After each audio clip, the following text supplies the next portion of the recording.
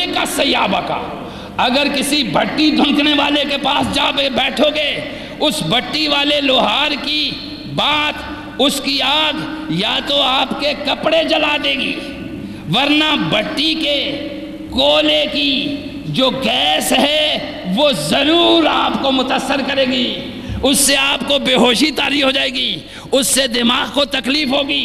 وَإِمَّا إِنَّهَا تَجِدَ رِيحًا خَبِيثَةً، فرما وَنَافِخِ الْقِيرِ، کسی بھٹی دھونکنے والے، بھاڑ جھونکنے والے کے پاس بیٹھو گے، یا کپڑے جل جائیں گے تمہارے، یا تمہارا دماغ اس دھوئیں اور اس کی اسمیل سے ضرور متاثر ہوگا۔ اب یہ تھی حدیث، یہ تھی حدیث آقا علیہ السلام کی۔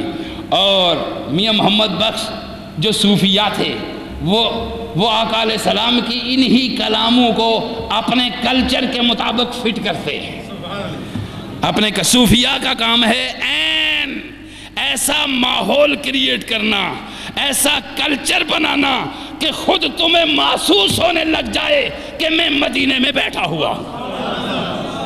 ماحول توجہ بات ہو رہی ہے۔ آپ فرماتے ہیں یہ حدیث آپ نے سنی کہ خوشبو والے کی بات بھی اور بھٹی بھاڑ جھونکنے والے کی، وہ میاں محمد بخش فرماتے ہیں درد منداندی یاری ایویں جی میں دکان، درد منداندی یاری ایویں جی میں دکان اتاراں، درد منداندی یاری ایویں جی میں دکان اتاراں، خوشبو پامیں لئیے نہ لئیے ہلے ملن ہزاراں، خوشبو پامیں لئیے نہ لئیے ہلے ملن۔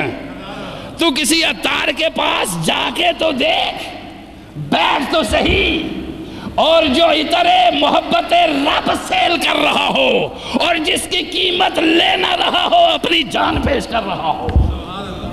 توجہ دیجئے، فرماتے ہیں درد منداندی یاری میں جی میں دکان اتاراں، خوشبو پامیں لئیے نہ لئیے ہلے ملن ہزاراں۔ یہ حدیث پچھلا جملہ ہے میرے آقا علیہ السلام کا، میاں محمد بخش نے اپنے کلچر میں فٹ کیا، اپنی زبان میں محمد مصطفیٰ کی کتنی خوبصورت بات بیان فرمائی۔ صوفیہ کا کلام عین ترجمانی ہے، یا خدا کی یا مصطفیٰ کی، یا خدا کی یا مصطفیٰ کی۔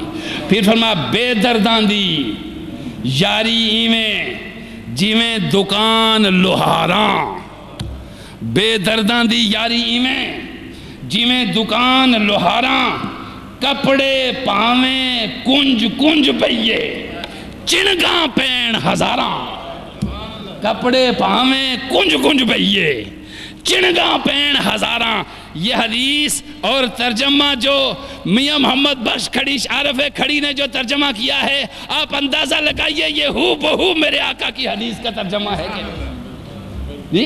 اب یہ ترجمہ تو معلوم کیا ہوا کہ صحبت میں بیٹھو مگر عطار جیسے لوگوں کی صحبت میں بیٹھو، کہ جس کی صحبت میں بیٹھنے سے کچھ نہ کچھ مل ضرور جاتا، اور لوہاروں جیسے لوگوں کی صحبت میں نہ بیٹھو کہ کہیں اٹھتے ہوئے ملامت، شرمندگی، گندگی اور یہ لے کے چلے گئے۔ اب دوسری حدیث آقا علیہ السلام کی سن لیجئے، یہی صحبت کے متعلق، صحبت اور مجلس کے متعلق۔ قال قلنا یا رسول اللہ، اس حدیث کے راوی بھی حضرت ابو ہریرہ ہے۔ ابو ہریرہ نے بیان فرمایا، سنیے، قال قلنا یا رسول اللہ صلی اللہ علیہ وسلم ما لنا، ہم نے عرض کیا یا رسول اللہ ہمیں کیا ہو گیا؟ یعنی ایک کیفیت دیکھیے، حضور علیہ السلام پیغمبر، کائنات کے والی، ان کے اصحاب میں وہ چوٹی کے صحابی جو رہتے ہی حضور علیہ السلام کی بارگاہ میں تھے۔ توجہ دیجیے، ہم تو 1500 سال بعد کی پیداوار ہے، اور وہ تھے ہی حضور علیہ السلام کی۔ سنیے، اور آقا علیہ السلام کے ان اصحاب نے ہمارے لیے کیا نمونے چھوڑے۔ ارشاد فرمایا قال قلنا یا رسول اللہ ما لنا اذا کننا عندک رقت قلوبنا، یا رسول اللہ ہمیں کیا ہو گیا ابو ہریرہ کہتے ہیں یا رسول اللہ ہم نے کہا یا رسول اللہ ہمیں کیا ہو گیا جب ہم آپ کے پاس ہوتے ہیں تو ہمارے دل نرم ہوتے ہیں. دیکھیے نا کیسے.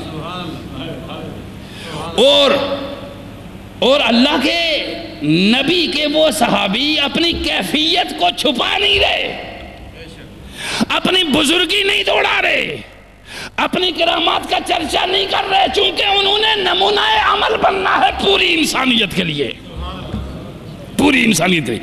فرمایا کننا مالنا یا رسول اللہ مالنا, اور رسول اللہ صلی اللہ علیہ وسلم ہمارے آقا میں ہو کیا گیا ہے. اذا کننا عندک رقت قلوبنا, جب ہم آپ کے پاس ہوتے ہیں ہمارے دل اتنے نرم ہوتے ہیں, اتنے نرم ہوتے ہیں کہ ہاں یا رسول اللہ اس کی نرمی کی حد ہی نہیں ہوتی. دوسرا جملہ سنیے, وَزَاہِدْنَا فِي الدُّنْيَا, دل اور ہم دنیا سے اتنے بے رغبت ہو جاتے ہیں کہ ہمیں اس سے نفرت ہی ہو جاتی ہے. جب ہم آپ کے پاس ہوتے ہیں پہلی کیفیت یہ ہوتی ہے کہ ہمارے دل نرم ہو گئے. دوسری کیفیت یہ ہو گئی کہ دنیا سے ہم متنفر ہو گئے.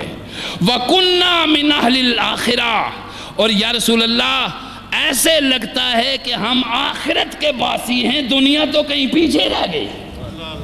دنیا کو شاید ہم چھوڑ آئے ہیں, پھینک آئے ہیں, یوں لگتا ہے یا رسول اللہ آپ کی مجلس میں بیٹھ کر. توجہ دیجیے, جملے سنیں اور سنتے چلے جائیے. وَإِذَا خَرَجْنَا مِنْ عِنْدِكَ, یا رسول اللہ جب ہم آپ کے پاس سے اٹھ کے چلے جاتے ہیں. انسانی دل کی کیفیت کا بیان ہو رہا ہے.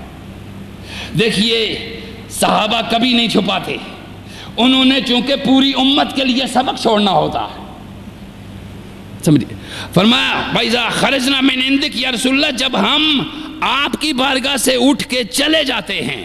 فَأَنْسَانَا أَحَالِينَا, یا رسول اللہ فَأَنْسَانَا, یا رسول اللہ جب ہم آپ کی مجلس سے اٹھ کے جاتے ہیں. وَإِذَا خَرَجْنَا مِنْ عِنْدِكَ فَأَنْسَانَا, جب آپ کی مجلس سے اٹھتے ہیں تو ہم یہ ساری کیفیتیں بھول جاتے ہیں.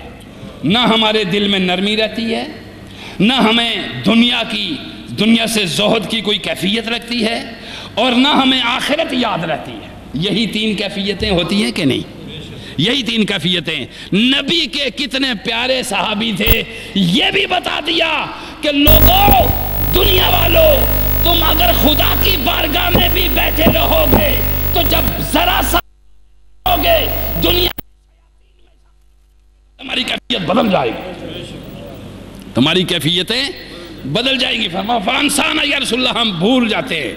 اہالینا وشممنا اولادنا, یا رسول اللہ آپ کے پاس سے جب اٹھتے ہیں تو یہ کیفیت ہوتی ہے اپنے گھر والوں سے مانوس ہو جاتے ہیں, اپنی اولاد سے ملتے جلتے ہیں تو ہمارے دل بدل جاتے ہیں, ہمارے دل بدل جاتے ہیں.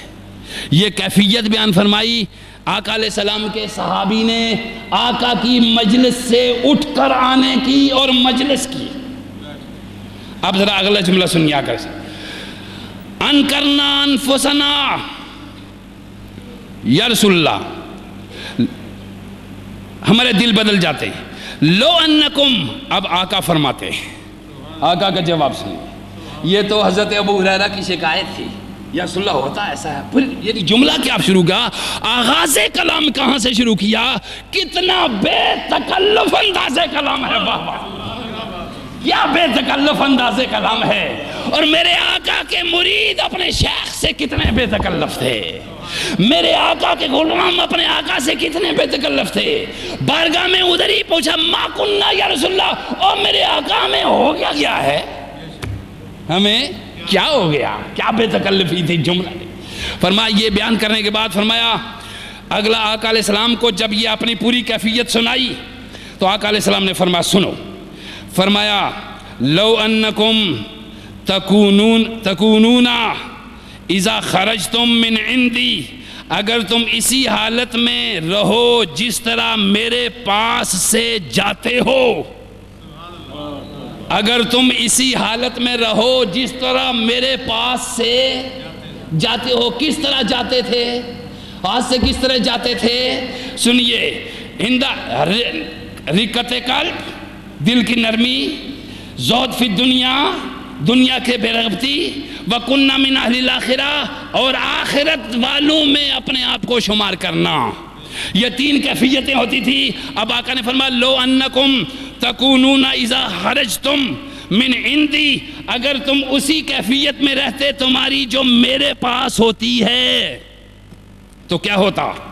کنتم علی حالکم ذالکا، اس کیفیت میں اگر تم رہتے لزارتکم الملائکہ فی بیوتکم، تو تمہارے گھروں میں میرے فرشتے